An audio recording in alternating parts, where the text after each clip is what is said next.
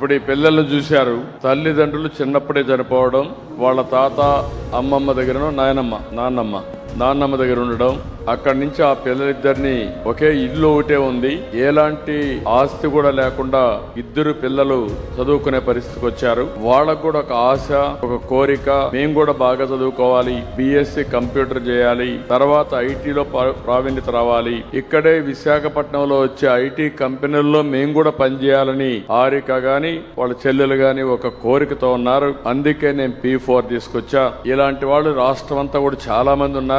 అందుకే ఇప్పుడు ఎవరైతే మెంటర్ గా ఉండే సాయిరాజు గారు వాళ్ళిద్దరిని బాగా చదివించే బాధ్యత, వారికి ఉద్యోగం వచ్చే వరకు అండగా ఉండే బాధ్యత తీసుకున్నారు. వాళ్ళని మనస్ఫూర్తిగా అభినందిస్తున్నా, ధన్యవాదాలు.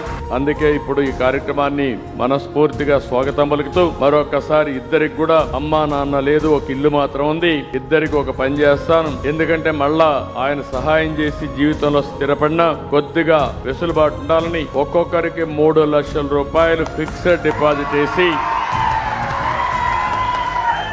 రేపు ఏదైనా అవసరమైతే జీవితంలో స్థిరపడడానికి ఆ డబ్బులు ఉపయోగించుకున్నట్టుగా ఇద్దరి పిల్లలకు అండగా ఉంటానని చెప్పి మీ అందరికీ తెలియజేస్తున్నా. Thank you. ఓకే అమ్మా, బాగా చదువుకుంటావా? మీ చెల్లెలు కూడా బాగా చెప్తావా?